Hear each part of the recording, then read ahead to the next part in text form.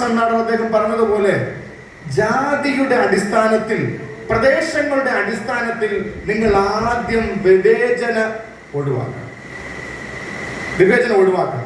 ഒരു ബ്രിട്ടീഷ് സംവിധാനം, ഭരണ സംവിധാനം ഇവിടെ നിന്ന് തുടച്ചു മാറ്റണം.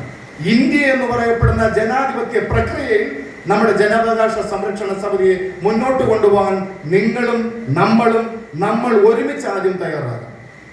ഇവിടെ മത്സ്യത്തൊഴിലാളികൾ ആദ്യമോ, കർഷക തൊഴിലാളികൾ ആദ്യമോ, കാട്ടുവാസികൾ ആദ്യമോ, അല്ലെങ്കിൽ കൂലിവേല തൊഴിലാളികൾ ആദ്യമോ എന്നല്ല. എല്ലാവരും ഒരു നാണയത്തിന്റെ രണ്ട് വശങ്ങളാണ്. അതുകൊണ്ട് ഇവിടുത്തെ അവകാശങ്ങൾ എല്ലാവർക്കും തുല്യമാണ്. ഒന്നാമത്തെ കാര്യം എനിക്ക് പറയാനുള്ളത്, ഈ പോർട്ട് വരുന്നതിന് മുൻപേ ഇവിടത്തെ മുഴുവൻ മേഖലയിലുമുള്ള ആളുകളുടെ തൊഴിലുകൾ എത്രയാണെന്ന്, എത്ര പേർ എന്ത് തൊഴിൽ ചെയ്തെന്നുള്ളത് കണക്കെടുക്കുക. ഈ പോർട്ട് വരുന്നതിന് മുൻപേ ഏതൊക്കെ തൊഴിലാണോ, ഏതൊക്കെ വ്യക്തികളാണോ, എത്ര പേരാണോ എന്നുള്ളത് ആദ്യം കണക്കെടുക്കുക.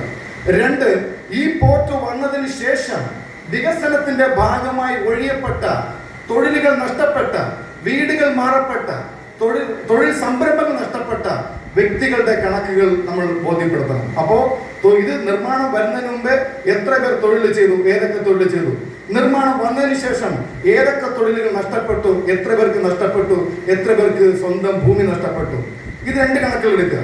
ഇനി മൂന്നാമത്തെ കണക്കെന്ന് പറയുന്നത്, നിർമ്മാണത്തിന്റെ ഭാഗമായി നിൽക്കുന്ന തൊഴിലവസരങ്ങൾ നഷ്ടപ്പെട്ട എല്ലാ മേഖലയിലുമുള്ള സാധാരണക്കാരന്റെ തൊഴിലുകൾ നഷ്ടപ്പെട്ടപ്പോൾ സർക്കാർ സംവിധാനത്തിലൂടെ നൽകപ്പെട്ട നഷ്ടപരിഹാര തുകയുടെ കണക്കെടുത്തുകൊണ്ട് ഏതെങ്കിലും കുടുംബം സ്വയം പര്യാപ്തമായി ഞങ്ങൾ ഈ പൈസ കൊണ്ട് ഞങ്ങൾ ജീവിച്ചുവെന്ന് ഏതെങ്കിലും ഒരു വ്യക്തി പറയട്ടെ, ഈ സമരം നമ്മൾ അവസാനിപ്പിക്കും. ഏതെങ്കിലും ഒരു വ്യക്തി പറയട്ടെ, ഞങ്ങൾക്ക് കിട്ടിയ നഷ്ടപരിഹാര തുകയെ സംബന്ധിച്ച് ഞങ്ങൾ സ്വയം പര്യാപ്തമായ കുടുംബജീവിതം നയിക്കുന്നെന്ന് ഏതെങ്കിലും മത്സ്യത്തൊഴിലാളികളോ, കർഷക തൊഴിലാളികളോ, വേല ചെയ്യുന്ന മറ്റു തൊഴിലാളികളോ പറയട്ടെ, ഞങ്ങൾ ഈ സമരം അവസാനിപ്പിക്കും. അവിടെയാണ് നമ്മൾ തുടങ്ങേണ്ടത് നമ്മുടെ ജനാവകാശ സംരക്ഷണത്തിന്റെ ഉദ്ദേശ ലക്ഷ്യങ്ങൾ. മറ്റൊന്ന്, വികസനത്തിന് ആരും തടസ്സമല്ല.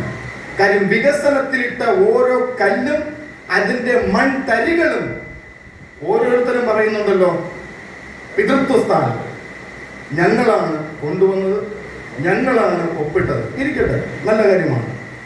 പക്ഷേ ആ മൺതരികളുടെയും നിർമ്മാണത്തിന്റെ ഓരോ കല്ലുകളുടെയും പൈസ ആരുടെ പൈസയാണ്? നമ്മുടെ പൈസയാണെന്ന്.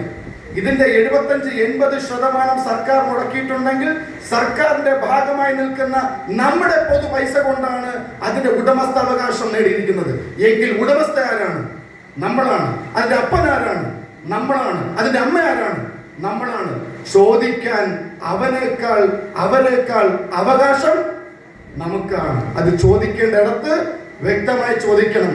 അതുകൊണ്ട് മത്സ്യത്തൊഴിലാളികളുടെയും കർഷക തൊഴിലാളികളുടെയും ടൂറിസ്റ്റ് മേഖലയുടെയും ഏതൊക്കെ മേഖലകളുണ്ടോ, നമ്മൾ ഈ തിരുവനന്തപുരത്തിനകത്ത് കേരളത്തിന്റെ വടക്കും തെക്കുമായിട്ടുള്ള ഏതൊക്കെ രാഷ്ട്രീയ പാർട്ടികളുണ്ടോ അവരെ മുൻപന്തിയിൽ കൊണ്ടുവരണം. കോൺഗ്രസും BJPയും നമ്മുടെ കമ്മ്യൂണിസ്റ്റ് പ്രസ്ഥാനം ഉൾപ്പെടെയുള്ള എല്ലാ നേതാക്കന്മാരും, പ്രതിപക്ഷം ഭരണപക്ഷം അടക്കമുള്ള എല്ലാ നേതാക്കന്മാരും അവര് സമരം ചെയ്യേണ്ടത് ഈ സ്വപ്ന പദ്ധതിക്ക് സാക്ഷ്യം വഹിച്ച നമ്മൾ ഓരോരുത്തരെയും സംരക്ഷിക്കുവാൻ അവർ തയ്യാറാകണം.